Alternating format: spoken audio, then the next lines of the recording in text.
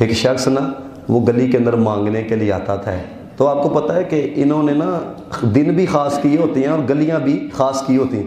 تو اس نے آ کے آواز بلند کر کے صدا کیا لگانی, میری دفعی دیر کیوں کی تھی, میری دفعی دیر کیوں کی تھی ہے.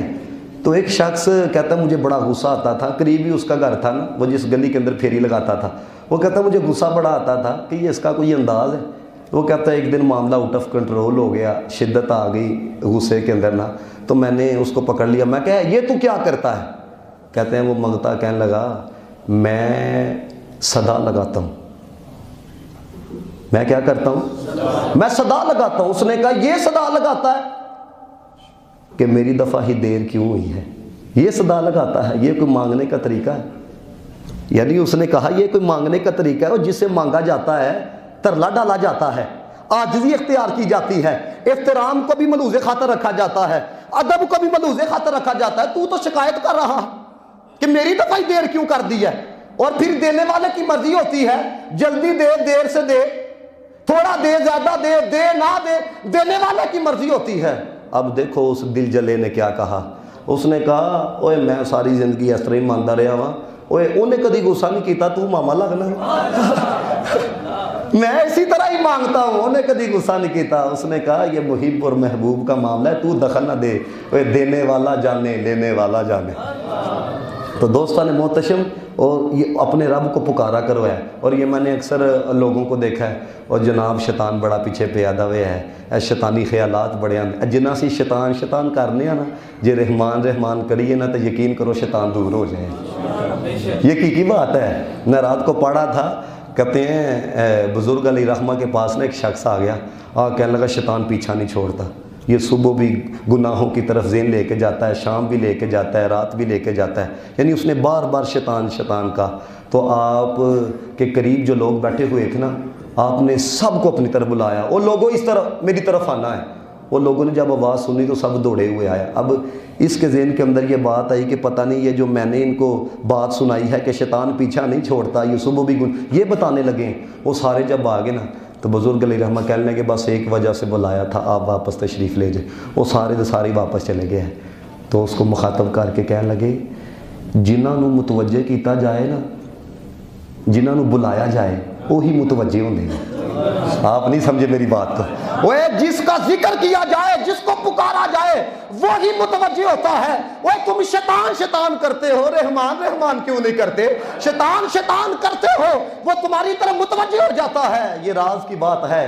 اگر اس کا نام لیا جائے وہ متوجہ ہوتا ہے, جو اس کو پکارتا ہے وہ بھی متوجہ ہو جاتا ہے.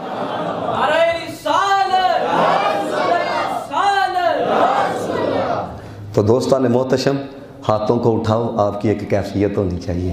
میں نے یہاں تک روایت پڑھی, حضور سرور کائنات صلی اللہ علیہ وسلم نے ارشاد فرمایا, مشکات کے اندر روایت موجود ہے, فرمایا ان الدعاء موقوف بین السماء والارض لا یصعد منها شیء.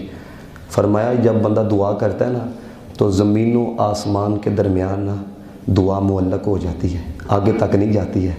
فرمایا آگے کب جاتی ہے؟ حتیٰ تصلی علی نبی کا. فرمایا جب تو آقا محمد مصطفیٰ پہ درود پڑھتا ہے. اور اعلیٰ حضرت نے جو بات لکھی ہے وہ بڑی سونی لکھی, اگر آپ کے دل میں اترے نا تو اس کو یاد بھی کر لیجئے گا.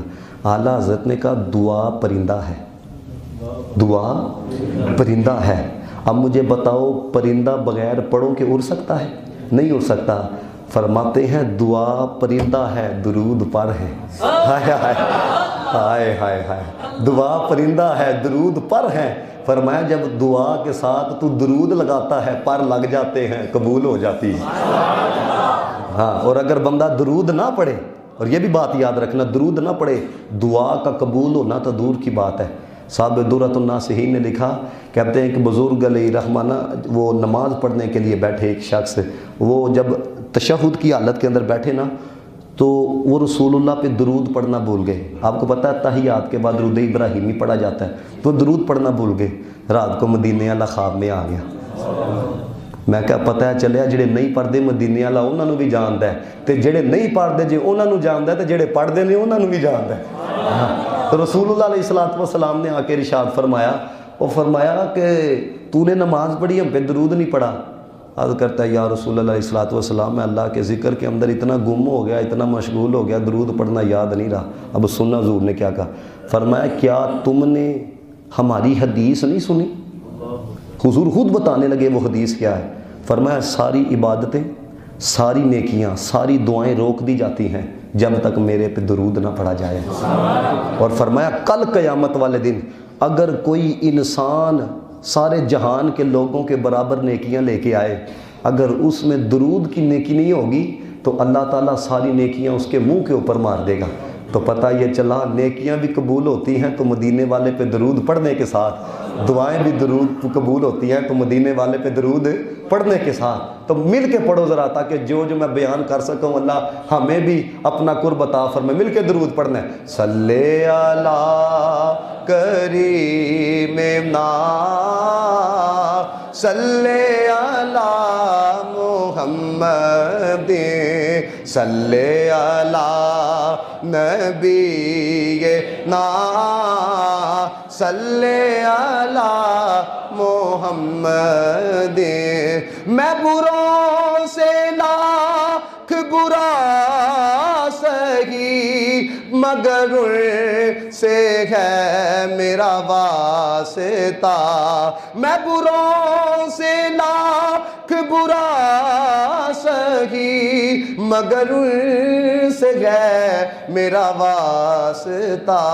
میری لاج رکھنا میرے خدا، یہ تیرے حبیب کی بات ہے۔ بار والا دی بات بہت ہی آئے، صلی علی کریم نا، صلی علی محمد۔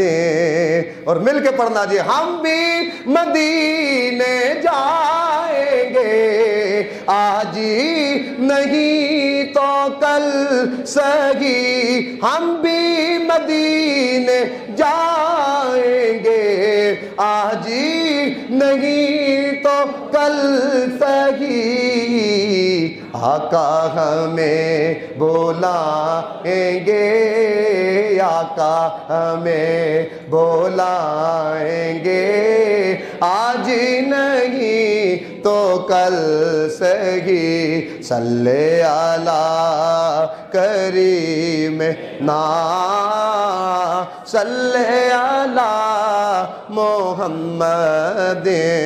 میں نثار تیرے کلام پر ملیوں تو کس کو زبان ہی، وہ سخن ہے جس میں سخن نہ ہو، وہ بیان ہے جس کا بیان ہی۔ آخری دفعہ صلی علی کریم نا، صلی علی محمد، صلی علی شفیعنا، صلی علی محمد۔ اللہ تعالیٰ اپنا قرب عطا فرمائے۔